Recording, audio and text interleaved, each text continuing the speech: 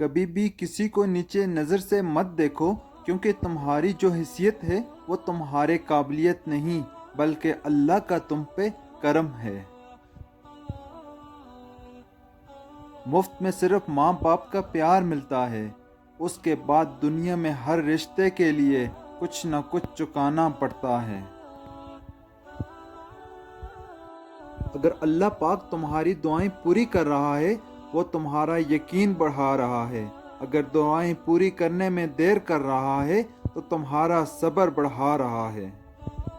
اگر تمہاری دعاؤں کا جواب نہیں دے رہا، وہ تمہیں آزما رہا ہے، اس لیے ہمیشہ دعا مانگتے رہو۔ اگر حالات پر آپ کی گرفت مضبوط ہے تو زہر اگلنے والے آپ کا کچھ نہیں بگاڑ سکتے۔ کبھی ماں باپ کی یاد آئے تو بہن بھائی مل کر بیٹھا کرو۔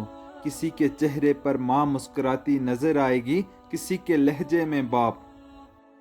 لاکھوں کو دوست بنانا کوئی بری بات نہیں، بات یہ ہے کہ ایسا دوست بناؤ جو تمہارا اس وقت ساتھ دے جب لاکھوں تمہارے مخالف ہوں۔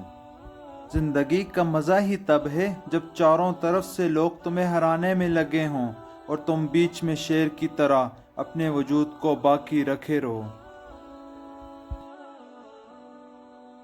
وقت سب کو ملتا ہے زندگی بدلنے کے لیے، لیکن زندگی کسی کو نہیں ملتی وقت بدلنے کے لیے۔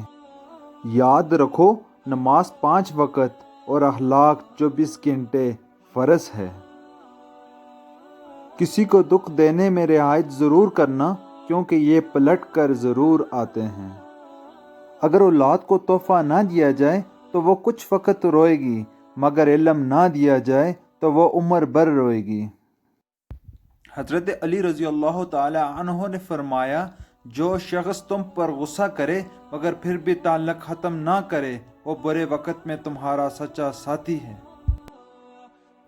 جو ظلم کے ذریعے عزت چاہتا ہے، اللہ اسے انصاف کے ذریعے ذلیل کرتا ہے۔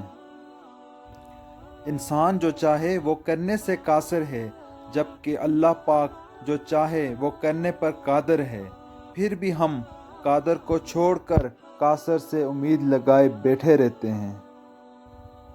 کبھی کبھی زندگی میں رونے کے لیے اتنی وجوہات ہوتی ہیں کہ ہم اندازہ ہی نہیں کر پاتے کہ اصل وجہ کون سی ہے جو ہمیں اندر تک درد دے رہی ہے۔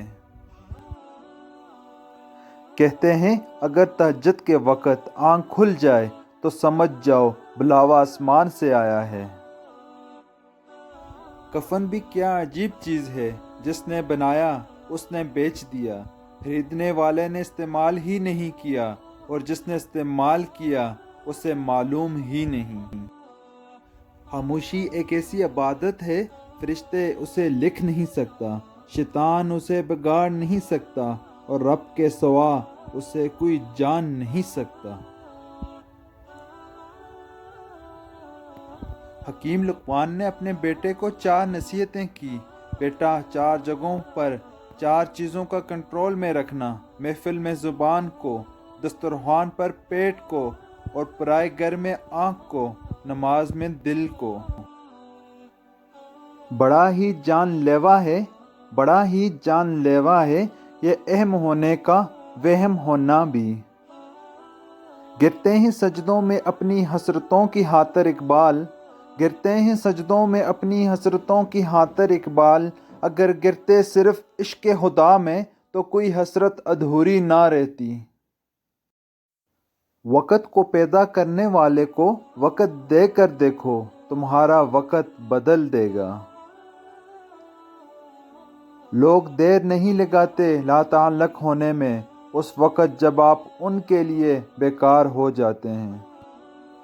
آپ کا ایک لفظ زخم بھی بن سکتا ہے اور مرہم بھی بن سکتا ہے، کیونکہ اختیار آپ کے پاس ہے۔